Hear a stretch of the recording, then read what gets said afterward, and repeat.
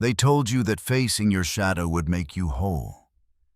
They said it was the missing piece, the secret to healing. They forgot to mention one thing. It might also kill your motivation. You peel back the layers. You see the lies you built your identity on. You meet the monster within. You stop pretending. And then, the world loses its flavor. What once drove you, ambition, achievement, even self-improvement, now feels hollow, pointless, fake. You thought the shadow would give you power, but instead, it left you staring into the abyss, asking, "Now what?" Carl Jung warned us, you don't become enlightened by imagining figures of light, but by making the darkness conscious. But here's what no one tells you. When the darkness becomes conscious, everything built on denial collapses. The job, the goals, the relationships. They crumble under the weight of what you now see. And in the ruins, motivation dies. Not because you're lazy, but because you're raw. Because the machinery that used to keep you moving, fear, shame, ego, is gone. And what's left is silence. If you're here, if you feel that collapse, you're not broken. You're just in the empty space between identities. Stay with me. It gets deeper. And if this speaks to you, subscribe. You won't hear this anywhere else. Before the shadow work, you had a reason to run. Maybe it was guilt. Maybe it was proving yourself to your parents, your ex, your God. Maybe it was just survival. But now, all those ghosts are gone. And with them, your drive, and because what you called motivation was often just compensation. It was your pain wearing a productive mask. It was your trauma disguised as hustle. Jung understood this. People will do anything, no matter how absurd, to avoid facing their own soul. But once you do face it, you can't go back to pretending. You can't hustle for validation once you know you were addicted to approval. You can't chase success once you realize it was built to silence your wounds. You can't worship who you were, because that self was never real. So yes, your motivation died. But maybe it needed to, so something truer could be born in its place. Stick with this process, and if you're not alone in it, share this. Someone else out there is silently unraveling too. Once your shadow becomes conscious, the world looks different. You see the game for what it is. The fake smiles, the corporate rituals, the spiritual bypassing, the empty victories. You see the system that trained you to be ambitious, but never awake. To be productive, but never powerful. You can't unsee it, and suddenly you stop playing. Not because you're weak, but because you refuse to play pretend anymore. This is what Jung meant when he spoke of individuation, the process of becoming truly whole. But wholeness comes at a price. You'll no longer fit where you used to belong. You'll lose momentum, not because you're lost, but because you're waking up. You're detoxing from illusion. And detox isn't fun. It's painful, disorienting, lonely, but it's necessary. Because the game was never made for your highest self. It was made to keep you small. So yes, motivation disappears. But in that silence, truth has room to speak.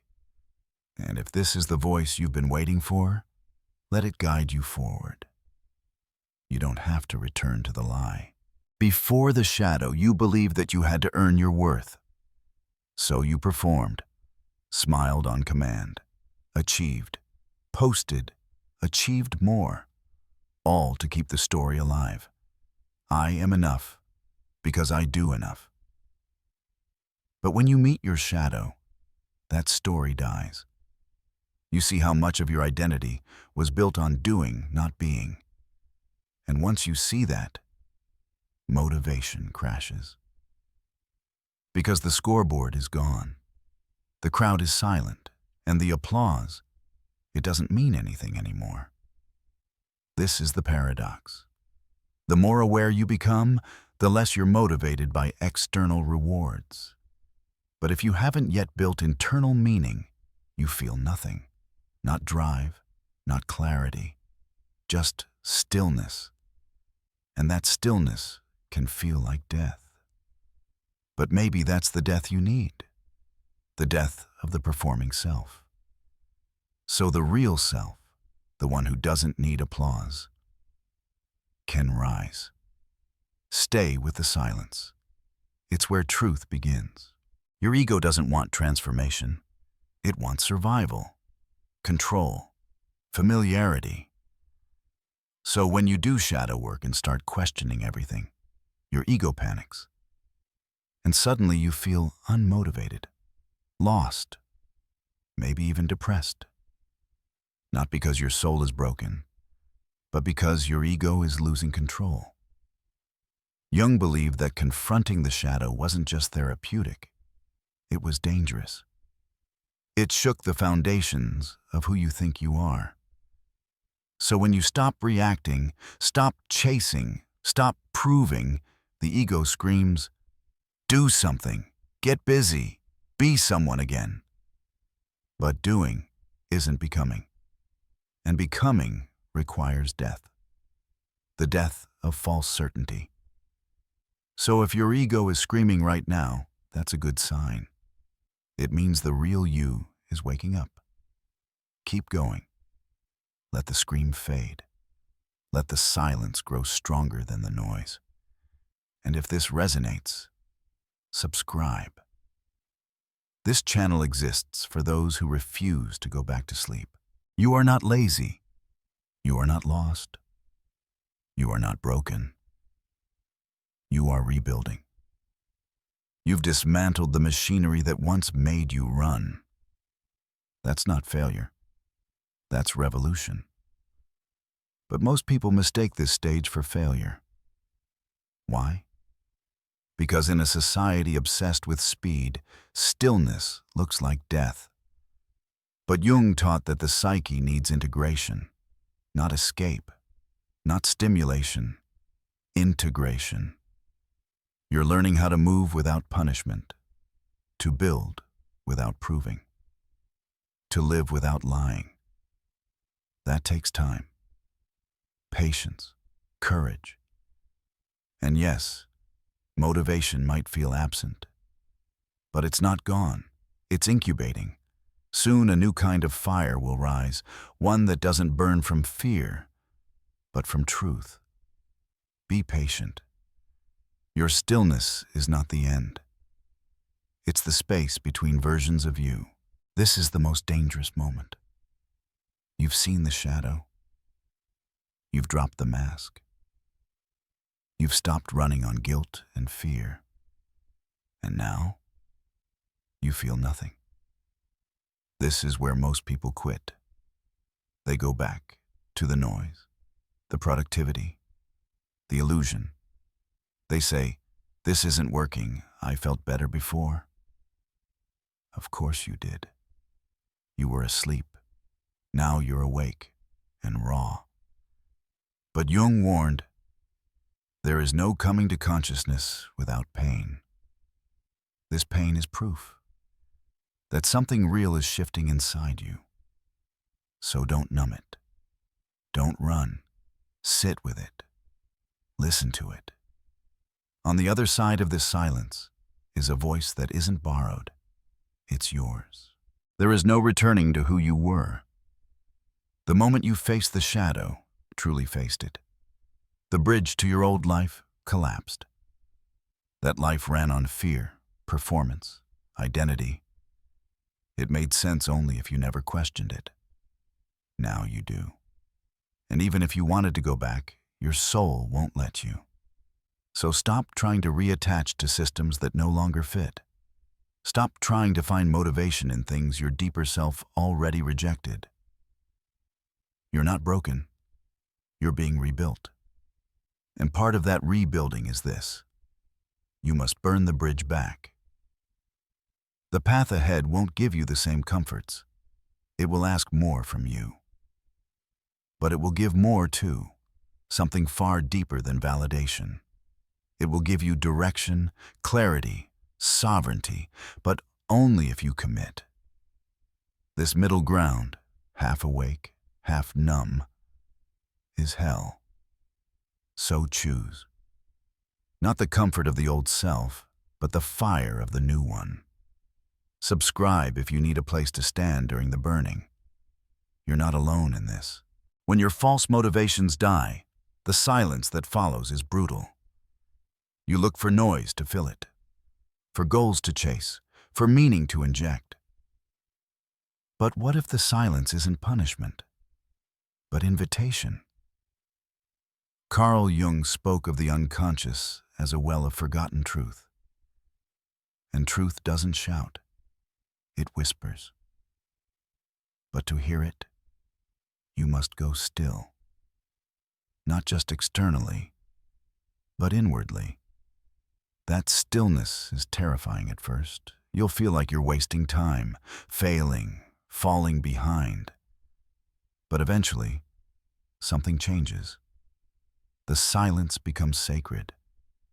You realize this is where your real voice lives. Not the programmed one, not the achiever, the watcher, the one beneath all names.